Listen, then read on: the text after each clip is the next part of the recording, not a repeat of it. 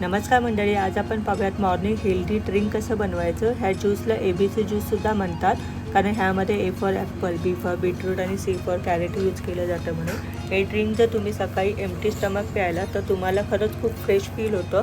ज्यांना हिमोग्लोबिनची कमतरता आहे ते सुद्धा हे ड्रिंक खूप त्यांच्यासाठी फायदेशीर आहे।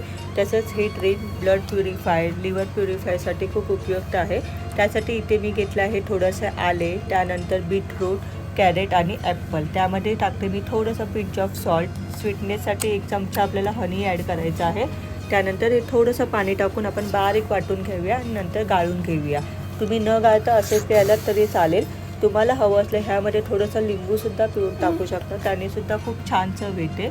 आता आपण हे छान असं ग्लासामध्ये काढून तुम्ही सर्व करू शकता।